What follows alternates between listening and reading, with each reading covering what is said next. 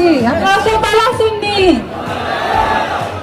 আপনারা সবরে অসংখ্য ধন্যবাদ। আপনারা অনেক কষ্ট করে সব এখানে আসছেন। আর আমরা যত কেন্দ্রীয় নেতৃবৃন্দ আছেন তারা সবরে আমরা 347 দেশ সিলেটে স্বাগতম। আমি আজকে গভীর শ্রদ্ধা ও ভালোবাসা নিয়ে এই সিলেটের মাটিতে আসছি। এই সিলেটের মেয়ে আমি, এই সিলেটের মাটিতে আমি বড় হয়েছি। আমি আজকে সিলেটে আসছি, এখানে আমাদের এই যে সিলেটের সংগ্রাম, সেই সংগ্রাম আমাদেরকে বারবার অনুপ্রেরণা জাগায়।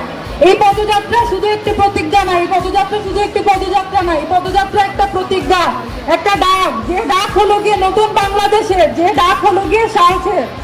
আমরা অত্যন্ত ভারাক্রান্ত হৃদয় নিয়ে আজকে এখানে দাঁড়িয়েছি। গত 4 দিন আগে মাইলস্টোনে বিমান দুর্ঘটনায় আমরা হারিয়েছি আমাদের অনেক প্রিয় মুখ।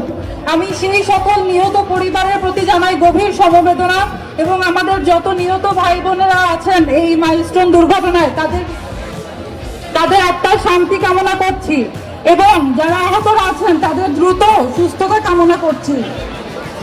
প্রিয় সিলেটবাসী, আমি শ্রদ্ধা জানাতে চাই আমাদের জুলাইয়ের যারা শহীদরা আছেন, যারা তাদের জীবন উৎসর্গ করেছেন একটা ফ্যাসিস্ট সরকার থেকে আমাদেরকে মুক্ত করার জন্য।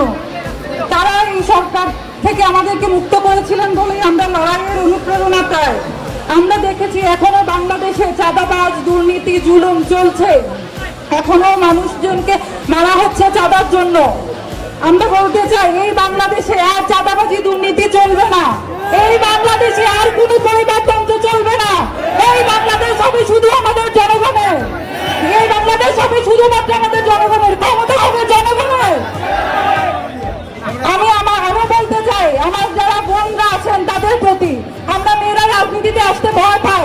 আমাদের ভয় থাকে, আমাদের সামাজিকতার ভয় থাকে, আমাদের কটু কথা শোনার ভয় থাকে। আমি বলতে চাই আমাদের মেয়েদেরকে রাজনীতিতে এগিয়ে আসতে হবে। একটা দিন এরকম আসবে যখন মেয়েরা শুধু রান্নাঘরে থাকবে না, মেয়েরা থাকবে মঞ্চে, মেয়েরা থাকবে ডিসিশন মেকিং টেবিলে, এবং এটা কোনো ব্যতিক্রম হবে না। এটাই হবে সমাজের বাস্তবতা। আমার স্বপ্ন খুবই সাধারণ। আমার স্বপ্ন হলো গিয়ে এই দেশ হবে একটা সুস্থ, নিরাপদ, দুর্নীতিমুক্ত বাংলাদেশ। এই দেশে কোনো গরিব শিশু বঞ্চিত থাকবে না। এই দেশে কোনো দুঃশাসন থাকবে না। এই দেশে আমরা ধর্মের নামে মানুষের মধ্যে কোনো বিভাজন করব না। আমরা সকল ধর্মের মানুষ এই দেশে শান্তিতে থাকবো। সকল ধর্মের মানুষ আমরা তাদের মর্যাদা নিয়ে এই দেশে থাকবো। আমি এই বলি আমার বক্তব্য শেষ করছি। জয় হোক আমাদের বাংলাদেশের, জয় হোক সকল মানুষের। ধন্যবাদ।